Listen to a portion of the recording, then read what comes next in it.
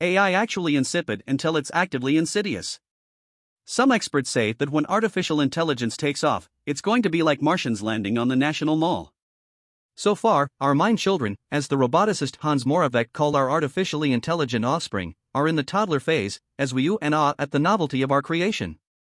They're headed for the rebellious teenage phase.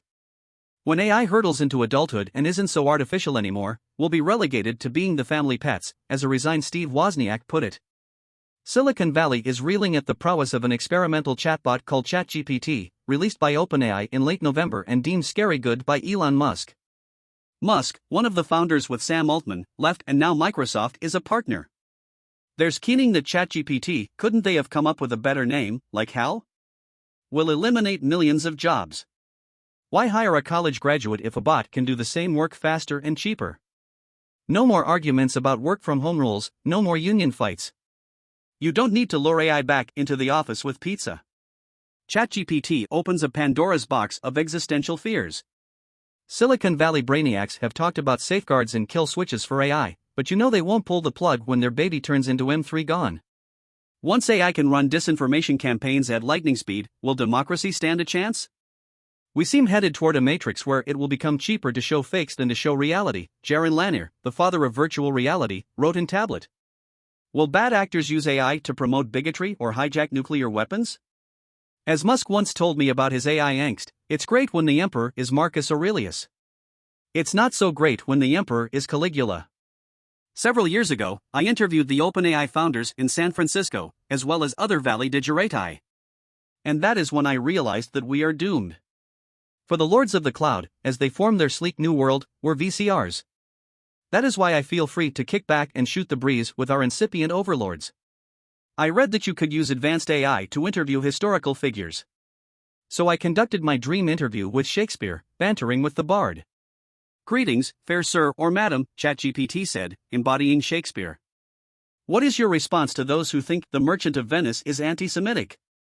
While it is true that some of the language and imagery used in the play may be considered offensive by modern standards, he replied, Shylock is a complex and multifaceted figure who is both villain and victim.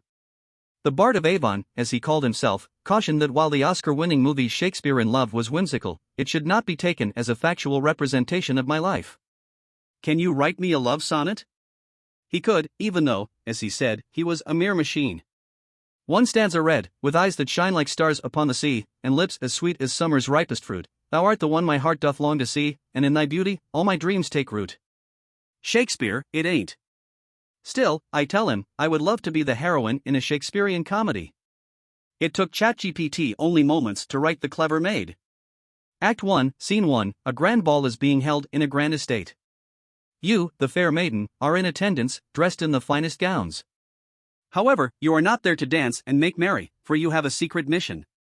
Act 2, Scene 1, you sneak away from the ball and make your way to the estate's library. There, you discover a hidden door, which leads to a secret chamber. Inside, you find a chest filled with precious jewels.